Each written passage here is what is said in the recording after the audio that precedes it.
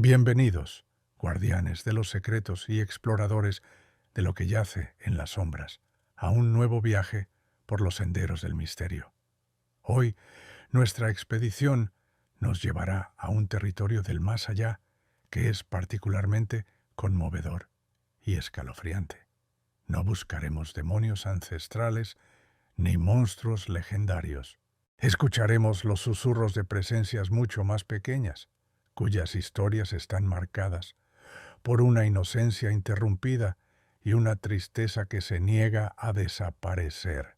Esta noche recorreremos los pasillos de orfanatos silenciosos, nos sentaremos en los pupitres de escuelas vacías y caminaremos entre las tumbas de cementerios melancólicos para conocer las leyendas de los niños fantasma de América Latina. Son ecos de risas que se convirtieron en lamentos, de juegos que quedaron a medias y de vidas que terminaron demasiado pronto. Juntos conoceremos la figura traviesa y a veces temible de el duende, el niño espíritu que habita los umbrales de nuestros hogares. Sentiremos el frío en los pasillos del Palacio de Lecumberri, donde una niña aún juega a la pelota. Veremos las inexplicables manos infantiles en el Hospicio Cabañas de Guadalajara. Escucharemos la historia de la niña que pide una flor en el Panteón de Belén. Viajaremos a Argentina para desentrañar el trágico final de Rufina Cambaceres en el cementerio de La Recoleta. Seremos testigos del dolor colectivo de los niños perdidos de Armero, en Colombia. Oiremos el bote de un balón en una escuela solitaria de Lima. Y finalmente, sentiremos la pena de la bebé del cementerio de La Teja, en Uruguay. Preparen su corazón, porque las historias que vamos a escuchar no solo buscan asustar, sino también conmover. Son un recordatorio de que no hay fantasma más persistente que el de un alma que se fue antes de tiempo. ¿Listos para escuchar sus voces? Entonces, guarden silencio y presten atención. Capítulo 1. El duende, el guardián travieso de los umbrales. Nuestra primera historia no pertenece a un lugar, sino a todos ellos. Habita en el umbral entre la civilización y la naturaleza, entre lo visible y lo invisible. Es una figura tan común en el folclore de América Latina que casi toda familia tiene una historia sobre él. Hablamos de el duende. Imaginen una casa de campo al atardecer. El sol se oculta tras las montañas y la casa se va llenando de sombras. Se escuchan los sonidos de la noche que despierta. De repente, desde la cocina, se cae una cuchara sin que nadie la toque. Un objeto que dejaste en la mesa aparece en el suelo. Sientes una presencia pequeña, rápida, que se mueve justo en el borde de tu visión.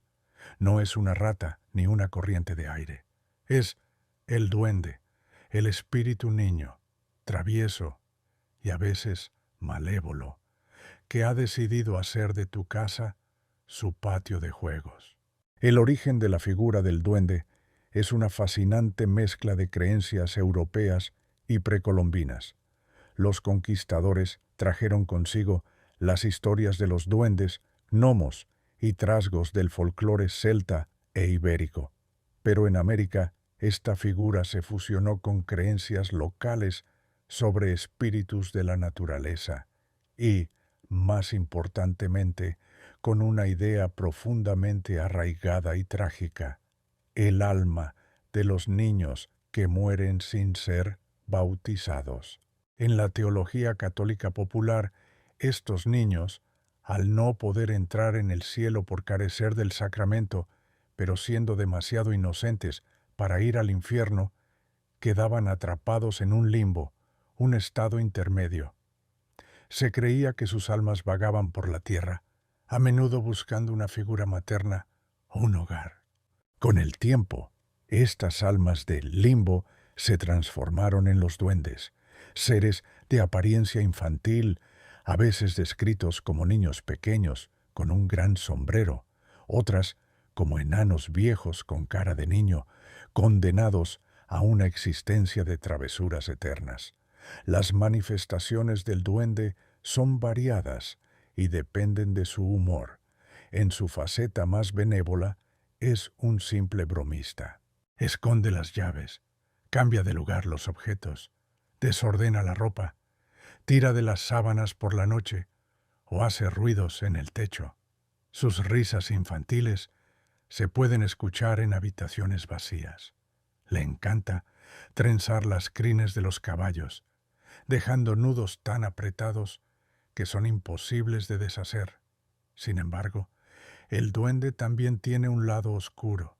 Si se siente ofendido o si se encapricha de alguien, sus travesuras se vuelven maliciosas. Puede hacer que la comida se agrie, que los animales se enfermen o que las personas sufran pequeños accidentes. Es especialmente conocido por su obsesión con las mujeres jóvenes de cabello largo, a quienes persigue invisiblemente, susurrándoles al oído y tirando de su ropa. Si la mujer no cede a sus cortejos, puede llegar a enfermarla de pena o de miedo. También se dice que intenta robar a los bebés recién nacidos para reemplazarlos con un cambiante o simplemente para tener un compañero de juegos. Si tienes un duende en casa, nunca lo insultes, pero tampoco le muestres demasiado agrado. Advierten los abuelos en las zonas rurales. Hay que tratarlo con indiferencia. Se dice que hay varias formas de ahuyentarlo. Como es un ser asociado a lo pagano, los símbolos religiosos como crucifijos y agua bendita lo repelen. Otros remedios populares son más curiosos. Se dice que odia el ruido de las cuerdas de un instrumento musical, por lo que dejar una guitarra en una habitación puede mantenerlo alejado.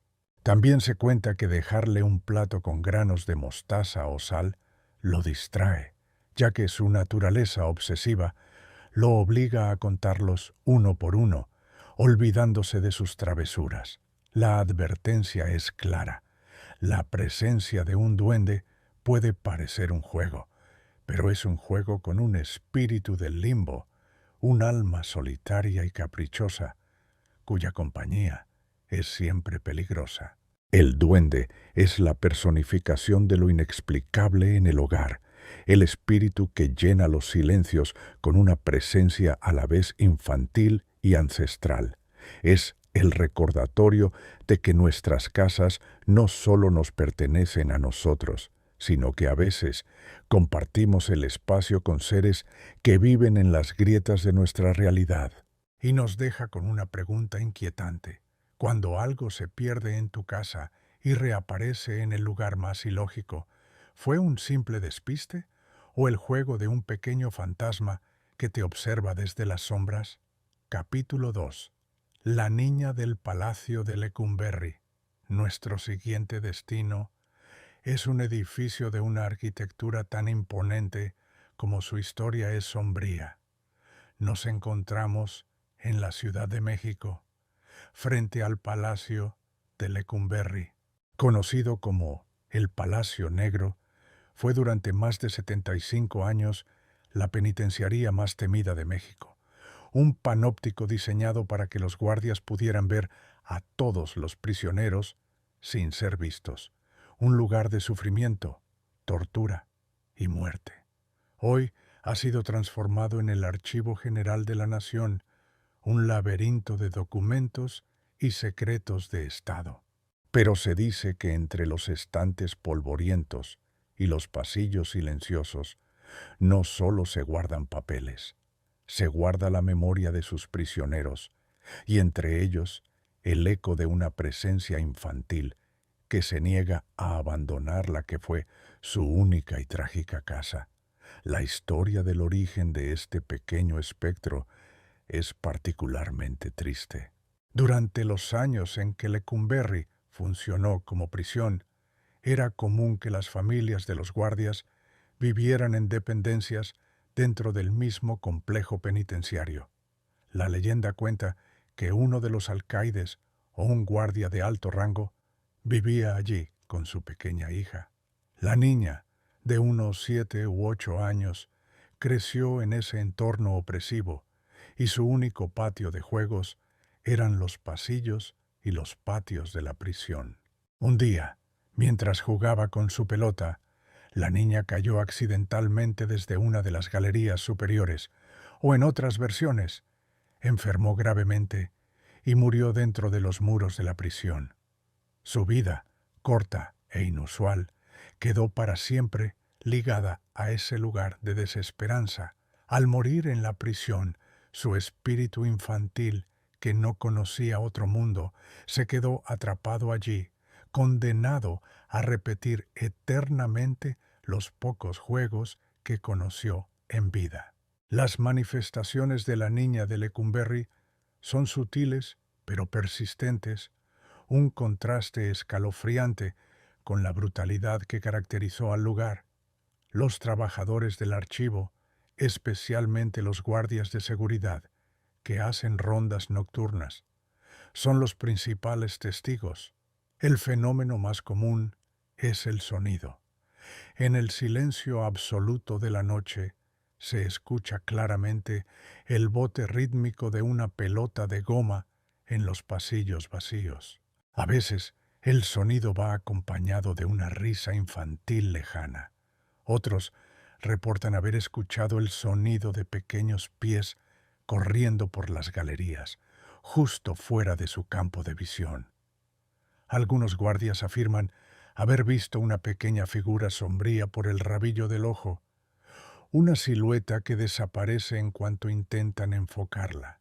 También se habla de objetos que se mueven solos, de puertas que se abren y cierran, y de una sensación de frío inexplicable en ciertas áreas, especialmente en el pabellón donde supuestamente vivía la niña.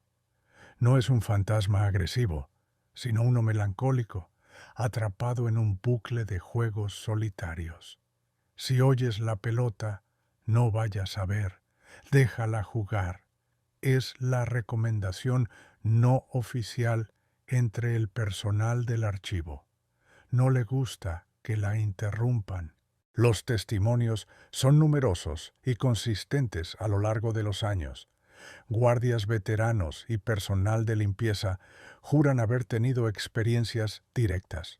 Un relato particularmente famoso habla de un guardia que, harto del ruido de la pelota, gritó al vacío: «¡Ya cállate y déjame trabajar!». Inmediatamente, el bote cesó, pero fue reemplazado por un llanto desconsolado de niña que le heló la sangre. La advertencia es no interactuar. Se cree que la niña no es consciente de su estado y que interactuar con ella podría asustarla o anclarla aún más a su trágica existencia. Es un espíritu que debe ser ignorado, dejado en paz en su eterna infancia. El fantasma de la niña de Lecumberri es un poderoso recordatorio de que, incluso en los lugares más oscuros, marcados por la violencia de los adultos, pueden quedar atrapados los ecos más puros de la inocencia. Su presencia es un contrapunto triste a la historia del Palacio Negro, y nos deja con una pregunta que flota entre los millones de documentos archivados. ¿Es su juego un simple eco del pasado, una energía residual, o es un alma solitaria que, noche tras noche, espera a que alguien finalmente venga a jugar con ella? Capítulo 3. Los niños del hospicio. Cabañas. Dejamos la capital y viajamos a Guadalajara, a uno de los edificios más emblemáticos y hermosos de México, el Hospicio Cabañas, un complejo neoclásico monumental, declarado Patrimonio de la Humanidad por la UNESCO, famoso por los impresionantes murales de José Clemente Orozco que adornan su capilla. Durante más de 150 años, Este lugar fue un orfanato, un hogar para miles de niños huérfanos, desamparados o enfermos. Fue un lugar de refugio, pero también, inevitablemente, un lugar de mucho sufrimiento y de muchas muertes infantiles, debido a las enfermedades y las duras condiciones de épocas pasadas. Y se dice que algunos de esos pequeños residentes nunca se fueron del todo. La historia del origen de los fantasmas del Hospicio Cabañas no se centra en una sola figura, sino en un colectivo de almas infantiles. Desde su fundación a principios del siglo XIX, el hospicio vio pasar a innumerables niños, en épocas de epidemias, como la gripe española o el sarampión. La mortalidad infantil era altísima. Muchos de los niños que murieron dentro de sus muros fueron enterrados en el cementerio del propio hospicio o en fosas comunes. La leyenda cuenta que los espíritus de estos niños, que no conocieron más hogar que el orfanato, y que a menudo murieron sintiéndose solos y abandonados, se quedaron apegados al único lugar que les dio cobijo. Son almas que no buscan venganza, sino consuelo, compañía y continuar con los juegos que la muerte les arrebató. Las manifestaciones de los niños del Cabañas son de las más famosas del panorama paranormal mexicano. Al igual que en Lecumberri, se escuchan risas, llantos y el sonido de canicas rodando por los largos y resonantes pasillos durante la noche. Los guardias de seguridad y el personal de mantenimiento son los testigos habituales de estos fenómenos, pero la manifestación más icónica y visual es la del gran reloj que se encuentra en uno de los patios. Se dice que este reloj, que llevaba años sin funcionar, de repente comenzó a sonar a las 2 de la mañana, la hora en que, según la tradición, morían muchos de los niños enfermos. Cuando los guardias iban a investigar, encontraban el reloj quieto, pero a veces veían pequeñas huellas de manos marcadas en el cristal empañado del reloj, como si los niños hubieran intentado jugar con él. Otra leyenda famosa es la de la Galería de los Lamentos, un pasillo donde se dice que se escuchan los llantos más desgarradores, supuestamente de los niños que eran castigados o que estaban en sus últimos momentos. Visitantes del museo, que hoy ocupa el edificio, han reportado sentir que les tiran de la ropa o sentir el roce de una mano pequeña en la suya, solo para darse la vuelta y no ver a nadie. Ellos solo quieren jugar. No les tengas miedo, tenles lástima, dicen algunos de los guías más antiguos del lugar, que han aprendido a convivir con las presencias. Los testimonios son parte de la identidad del Hospicio Cabañas. Investigadores paranormales han grabado psicofonías con voces infantiles que piden por sus mamás o que simplemente ríen. La advertencia para quienes visitan o trabajan allí es de respeto. Se pide no burlarse de las historias y mantener una actitud compasiva. Se cree que estos espíritus son inofensivos, pero que su tristeza es inmensa.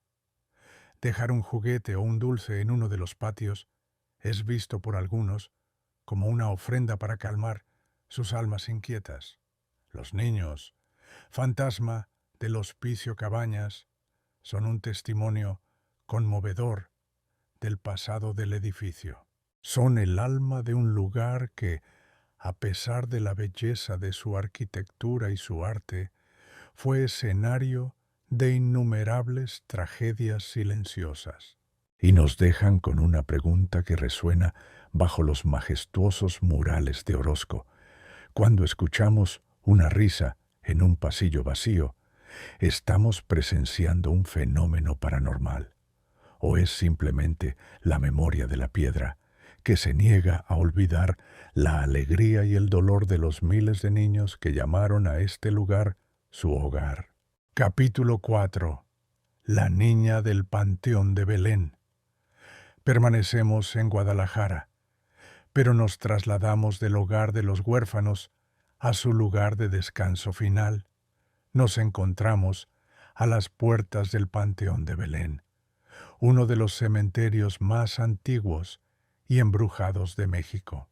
Imaginen un camposanto del siglo XIX con mausoleos góticos y neoclásicos que se desmoronan, estatuas de ángeles que lloran lágrimas de moho y árboles centenarios cuyas raíces han levantado las lápidas.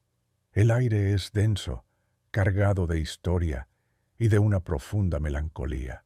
Y entre sus tumbas más famosas se encuentra la de un niño, una tumba que es el centro de una de las leyendas de fantasmas infantiles más queridas y tristes del país, la tumba de Nachito, o la leyenda de la niña que pide una flor. La historia de origen, aunque a veces se confunde entre un niño, Nachito, y una niña, se centra en un trágico miedo infantil. La versión más conocida es la de Ignacio Torres Altamirano, Nachito, un niño que murió en la década de 1880. Nachito tenía una fobia terrible y paralizante, la nictofobia, el miedo a la oscuridad. Su pánico era tan extremo que sus padres tenían que dejar varias velas y lámparas encendidas en su habitación para que pudiera dormir. Una noche, una tormenta apagó las luces y el niño, despertando en la oscuridad total, sufrió un infarto fulminante a causa del terror. Sus padres, devastados, lo enterraron en el Panteón de Belén, pero la tragedia no terminó ahí. A la mañana siguiente, el cuidador del cementerio encontró el ataúd de Nachito fuera de su tumba, sobre la tierra. Pensando que era obra de vándalos, lo volvió a enterrar. Pero al día siguiente ocurrió lo mismo. Y así, durante 10 noches seguidas, el ataúd aparecía desenterrado cada mañana. Los padres, desesperados, comprendieron que el terror de su hijo a la oscuridad se extendía más allá de la muerte. No soportaba estar enterrado en la negrura de la tierra. Finalmente, decidieron construirle una tumba especial, un sarcófago de piedra que descansa sobre la superficie, con aberturas en las esquinas para que la luz del sol y de la luna pudieran entrar y tranquilizar su espíritu. Las manifestaciones de Nachito son las de un niño juguetón y agradecido. Se dice que su espíritu todavía vaga por el cementerio por la noche, buscando compañía. Los guardias y los visitantes de los tours nocturnos han reportado escuchar risas infantiles cerca de su tumba. Pero el fenómeno más famoso es el de los juguetes. La gente, conmovida por su historia, comenzó a dejarle juguetes sobre su tumba para que no se sintiera solo. Y se cuenta que por las mañanas los juguetes aparecen movidos de lugar, como si el pequeño Nachito hubiera estado jugando con ellos durante la noche. En la variante de la leyenda que habla de una niña llamada Ifigenia, la historia es similar. Una niña que amaba las flores es enterrada, y su espíritu se le aparece a los visitantes para pedirles una flor para su tumba. Si la persona se la da, la niña sonríe y desaparece. Si se niega, sufre de mala suerte. En ambos casos, el fantasma no es malévolo, sino un alma infantil que busca las pequeñas alegrías que tuvo en vida. Si vienes a Belén, no te olvides de traerle un juguete a Nachito. Es la recomendación que se ha convertido en una tradición. La tumba de Nachito está permanentemente cubierta de carritos, pelotas, peluches y dulces que los visitantes le dejan. Es una de las tumbas más visitadas del panteón. Los testimonios de los guardias son parte del atractivo del lugar. Hablan de cómo han intentado ordenar los juguetes por la noche, solo para encontrarlos desordenados de nuevo por la mañana, o de cómo han visto la pequeña sombra de un niño corriendo entre las tumbas. La advertencia es siempre de respeto y empatía. Se pide a los visitantes que no se burlen y que, si sienten una presencia, no tengan miedo, sino compasión por un niño que le temía a la oscuridad.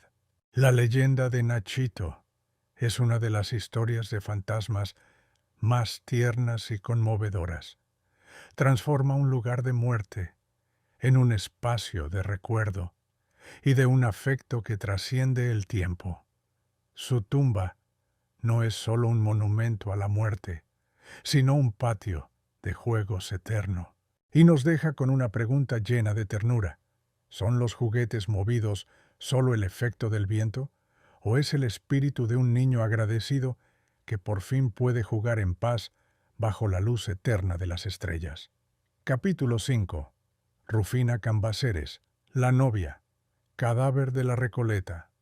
Dejamos México y volamos hacia el sur, a Buenos Aires, Argentina, a uno de los cementerios más opulentos y aristocráticos del mundo, el cementerio de la Recoleta.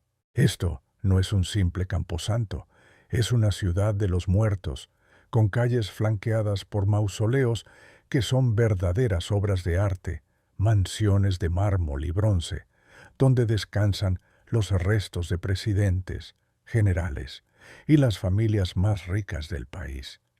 Y en una de estas tumbas se esconde una historia de terror gótico, una pesadilla que se hizo realidad. Es la historia de Rufina Cambaceres, la joven que murió 2 veces. La historia de origen nos transporta a la alta sociedad porteña de principios del siglo XX. Rufina era la hija del famoso escritor Eugenio Cambaceres y de una bailarina italiana, Luisa Bacicci. Era una joven de una belleza legendaria, preparándose para su debut en sociedad. El día de su 19º cumpleaños, el 31 de mayo de 1902, mientras se arreglaba para ir a una función de ópera, su madre la escuchó lanzar un grito desgarrador. Cuando entraron a su habitación, la encontraron inmóvil en el suelo. 3 médicos la examinaron y trágicamente la declararon muerta, víctimas de una síncopa o un ataque al corazón. La familia, devastada, organizó un funeral rápido y la enterró en la bóveda familiar del cementerio de la Recoleta al día siguiente. Pero la historia de horror apenas comenzaba. Unos días después, uno de los cuidadores del cementerio escuchó ruidos provenientes de la bóveda de los Cambaceres. Aterrado, dio aviso a la familia. Cuando abrieron el ataúd, se encontraron con una escena que los marcaría para siempre. El interior del féretro estaba arañado y el cuerpo de Rufina había cambiado de posición. Sus manos y su rostro estaban llenos de rasguños y moratones. La terrible verdad se hizo evidente. Rufina no había muerto. Había sufrido un ataque de catalepsia, un estado que imita la muerte, y había sido enterrada viva. Despertó en la oscuridad asfixiante de su propio ataúd y murió por segunda vez, de asfixia y del terror de su espantosa situación. Las manifestaciones del espíritu de Rufina son las de un alma atormentada que no puede encontrar la paz. Se dice que su fantasma, conocido como la Dama de Blanco de la Recoleta, vaga por las calles del cementerio durante la noche. Los guardias y los visitantes que se han quedado hasta tarde han reportado ver la figura etérea de una joven con un vestido blanco que camina tristemente entre las tumbas y luego se desvanece al acercarse a su propio mausoleo. Otros han escuchado sus lamentos y los sonidos de alguien arañando la madera, un eco eterno de su desesperada lucha por escapar. Su mausoleo, una impresionante obra de arte Art Nouveau, muestra una escultura de ella, de tamaño natural, abriendo la puerta de su propia tumba, como si su espíritu intentara salir. Se dice que a veces la manija de bronce de la puerta está inexplicablemente fría, incluso en los días más calurosos, como si el frío de la tumba emanara de ella. No te quedes en la Recoleta después del atardecer, que las almas en pena salen a caminar. Es una advertencia común entre los porteños. La historia de Rufina es una de las más contadas por los guías del cementerio. Su tumba es un punto de peregrinación para los amantes de lo macabro y lo paranormal. Los testimonios de los guardias son consistentes a lo largo de las décadas. La sensación de una tristeza abrumadora cerca de su bóveda y la visión fugaz de una figura blanca que desaparece entre las sombras. La advertencia es de un profundo respeto. Su historia no es un simple cuento de fantasmas, es una tragedia humana documentada, y su espíritu, si vaga por allí, lo hace por el trauma inimaginable que sufrió. La leyenda de Rufina Cambaceres es la encarnación de uno de nuestros miedos más primarios, ser enterrado vivo. Su historia convierte la belleza opulenta de la Recoleta en un escenario de terror gótico. Y nos deja con una pregunta que hiela el alma. Si el espíritu de una persona está atado al lugar de su mayor trauma, ¿puede haber un fantasma más justificado para vagar eternamente que el de alguien que despertó en su propia tumba? Capítulo 6. Los niños perdidos de Armero, Colombia. Ahora, nuestro viaje nos lleva a un lugar donde la leyenda paranormal se funde con la memoria de una de las peores tragedias naturales de la historia reciente de América Latina. Nos dirigimos a Colombia, a las ruinas de la ciudad de Armero. Imaginen un vasto campo de lodo seco y gris, salpicado de cruces, lápidas improvisadas y los restos de edificios que emergen de la tierra como los huesos de un esqueleto. Esto no es un pueblo fantasma por abandono, es una tumba masiva. El 13 de noviembre de 1985, una erupción del volcán Nevado del Ruiz derritió parte de su glaciar, provocando un lahar gigantesco que descendió por el valle y sepultó la próspera ciudad de Armero en cuestión de minutos, matando a más de 23.000 de sus 29.000 habitantes, y entre ellos a miles de niños. La historia del origen de los fantasmas de Armero no es un mito antiguo, sino el trauma colectivo de una nación. La tragedia fue especialmente cruel con los niños. Muchos estaban en sus casas, durmiendo. Otros fueron separados de sus padres en el caos y la oscuridad. La historia de Omaira Sánchez, una niña de 13 años que quedó atrapada en el lodo durante 3 días, con el agua al cuello y cuya agonía fue transmitida al mundo entero, se convirtió en el símbolo del sufrimiento de Armero. Tras la tragedia, las historias de actividad paranormal comenzaron a surgir casi de inmediato. Los rescatistas, los periodistas y los pocos sobrevivientes que regresaban a buscar a sus seres queridos hablaban de escuchar voces infantiles llamando a sus padres desde el campo de lodo. Eran los ecos de los niños perdidos, cuyas almas, confundidas y asustadas, se quedaron atrapadas en el lugar donde sus vidas fueron arrancadas tan brutalmente. Las manifestaciones de los niños de Armero son profundamente tristes y perturbadoras. Los visitantes del camposanto en que se ha convertido Armero han reportado una amplia gama de fenómenos. El más común es el auditivo, risas, llantos y susurros de niños que parecen venir de la nada.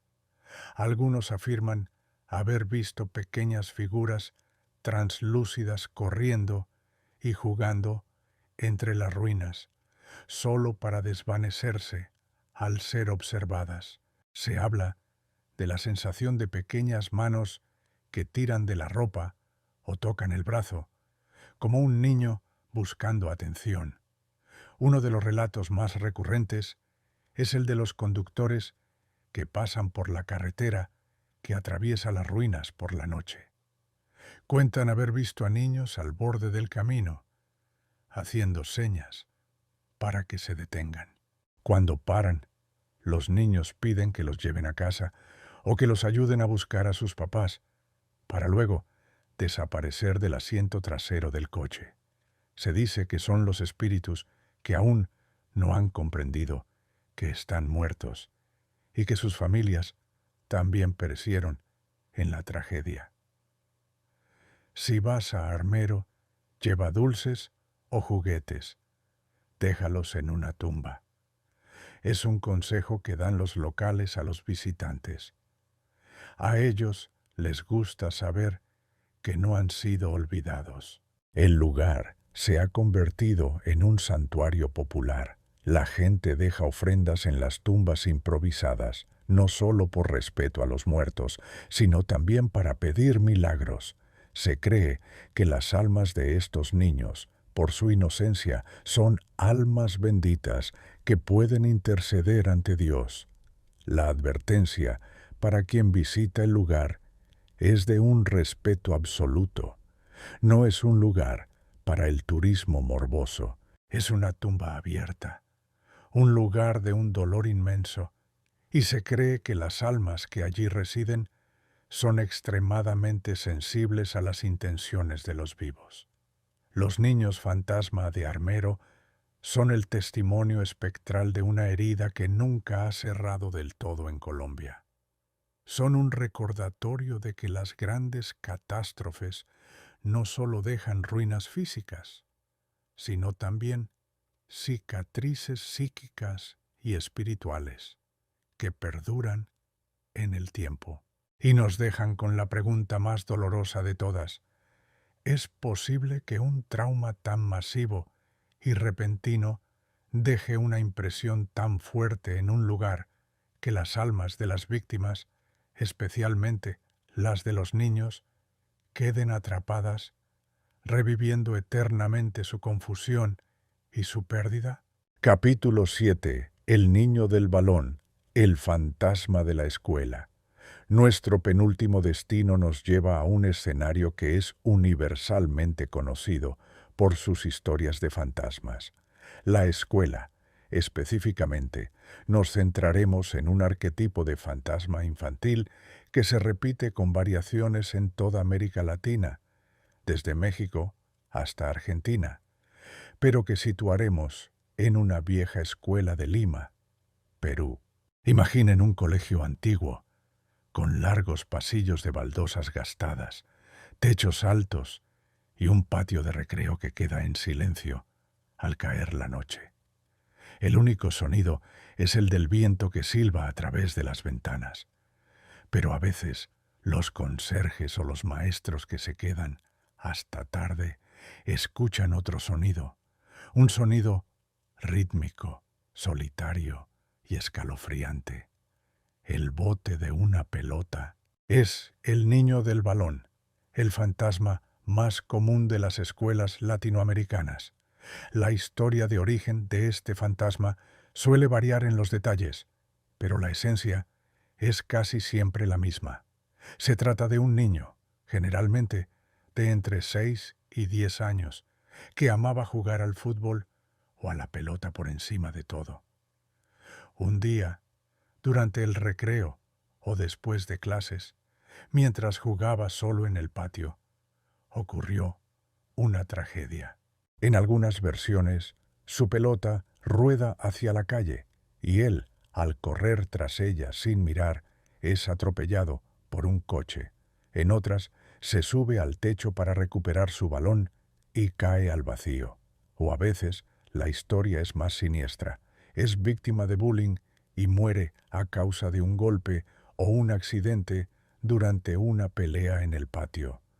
Sea cual sea la causa, su muerte fue súbita, inesperada y directamente ligada a su amor por el juego. Su espíritu, incapaz de aceptar que su juego ha terminado para siempre, se queda atado al lugar de su mayor alegría y de su muerte, el patio de la escuela.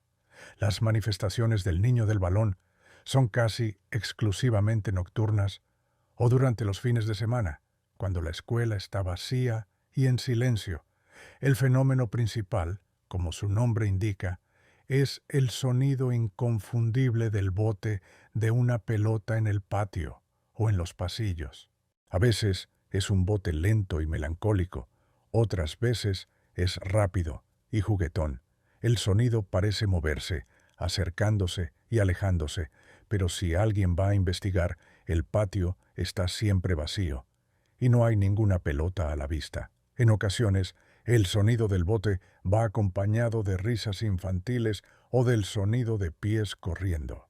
Los testigos más afortunados o desafortunados han reportado ver la figura translúcida de un niño pequeño con pantalones cortos, jugando solo en el patio, a menudo abrazando una pelota vieja. En cuanto se da cuenta de que lo observan, desaparece. También se han reportado fenómenos poltergeist menores en las aulas cercanas al patio, tizas que se caen, borradores que se mueven o pupitres que aparecen desordenados. Déjalo jugar. Es lo único que le queda. Es el consejo que se dan entre los trabajadores de las escuelas que tienen su niño del balón. La mayoría de estas entidades no son consideradas peligrosas. Son fantasmas residuales, atrapados en un bucle de felicidad y tragedia. Se cree que no son conscientes de la presencia de los vivos, o que simplemente buscan un compañero de juegos. La advertencia es no molestarlo ni desafiarlo. Gritarle o intentar interactuar directamente puede asustarlo, haciendo que los fenómenos se detengan o, en raras ocasiones, se vuelvan más intensos. Es un alma que necesita ser tratada con delicadeza. El niño del balón es un arquetipo tan poderoso porque apela a una experiencia universal. La alegría del juego infantil. Su leyenda transforma las escuelas, lugares de vida y aprendizaje, en escenarios de una profunda melancolía nocturna. Es el recordatorio de que los ecos de la vida pueden persistir mucho después de que las luces se apagan, y nos deja con una pregunta que se queda flotando en el aire del patio vacío. Cuando se escuchan esos ruidos en la noche, ¿son solo los crujidos de un edificio viejo o es el espíritu de un niño que se niega a que suene el timbre final? Capítulo 8. La bebé del cementerio de La Teja, Uruguay. Nuestro último viaje nos lleva al cono sur, a Montevideo, Uruguay, a un cementerio de barrio, el cementerio de La Teja. No es un camposanto monumental como la Recoleta, sino un lugar más humilde, un reflejo de la comunidad obrera a la que sirve. Y aquí, en una pequeña tumba casi olvidada, reside una de las historias más desgarradoras y tiernas de nuestro recorrido. Es la leyenda de la bebé, un espíritu cuya única manifestación es un llanto que busca el consuelo que nunca tuvo. La historia del origen es trágica en su simplicidad. A principios del siglo XX, una joven pareja del barrio de La Teja tuvo una bebé. La niña, sin embargo, nació muy enferma o murió a los pocos días de nacer. Una tragedia muy común en aquella época. Sus padres, con el corazón roto, la enterraron en el cementerio local. La madre, incapaz de superar la pérdida, Iba todos los días a la tumba a llorar y a cantarle a su hija, intentando darle en la muerte el calor que apenas pudo darle en vida. Pasaron los años, la madre envejeció y finalmente murió, reuniéndose, con suerte, con su hija en el más allá. Pero se dice que el espíritu de la bebé, tan pequeña y tan sola, se quedó en el cementerio, y que su llanto todavía se puede escuchar, esperando a la madre que ya no viene a consolarla. Las manifestaciones del fantasma de la bebé son puramente auditivas y profundamente emotivas. Los cuidadores del cementerio y la gente que vive en las casas aledañas son los principales testigos. En las noches tranquilas y silenciosas, especialmente cuando hay niebla o llovizna, se escucha claramente el llanto de un bebé recién nacido. No es un llanto de miedo o de dolor agudo, sino un llanto persistente y desconsolado, el tipo de llanto de un bebé que busca el calor y el abrazo de su madre. El sonido parece no tener un origen fijo. A veces parece venir de una tumba, otras del aire mismo. Quienes lo han escuchado dicen que es un sonido que te parte el alma, que genera una sensación de tristeza y desamparo inmensa, a diferencia de otros fantasmas. No hay apariciones visuales, no hay fenómenos poltergeist, solo el sonido de una pena infinita y primordial. Pobrecita, todavía está esperando a su mamá, dicen las vecinas del barrio cuando escuchan el llanto. La leyenda está profundamente arraigada en la comunidad de La Teja. Se ha convertido en una historia que se cuenta para recordar a los que se fueron demasiado pronto. Se dice que algunas mujeres mayores del barrio, al escuchar el llanto, se acercan a los muros del cementerio y cantan una nana en voz baja, en un intento simbólico de consolar al pequeño espíritu. La advertencia, en este caso, no es de peligro, sino de empatía. No hay nada que temer de este fantasma. Su leyenda es una invitación a la compasión, a recordar la fragilidad de la vida y la profundidad del amor maternal. La leyenda de la bebé del cementerio de La Teja es quizás la más simple y pura de todas las que hemos explorado. No hay violencia, no hay venganza, no hay misterio que resolver. Solo hay la expresión más básica del duelo, el llanto de un bebé que se siente solo en la oscuridad. Y nos deja con la pregunta más tierna y triste de nuestro viaje. ¿Es el llanto que se escucha solo el juego del viento entre las tumbas? ¿O es el eco de un amor tan fuerte que ni siquiera la muerte ha podido silenciarlo por completo? Nuestro recorrido por los rincones más melancólicos de América Latina ha llegado a su fin. Hemos escuchado las risas y los llantos que resuenan en pasillos vacíos.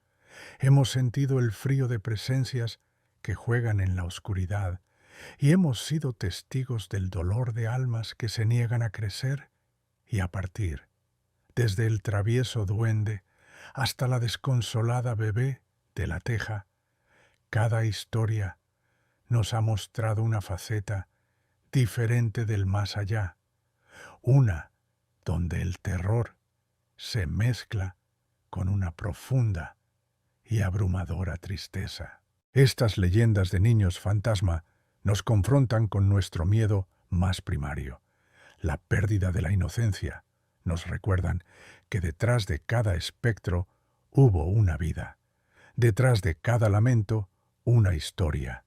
Y ahora les pregunto a ustedes, ¿son estas presencias simplemente el eco de una tragedia, una energía residual atrapada en los muros de un edificio o en la tierra de un cementerio?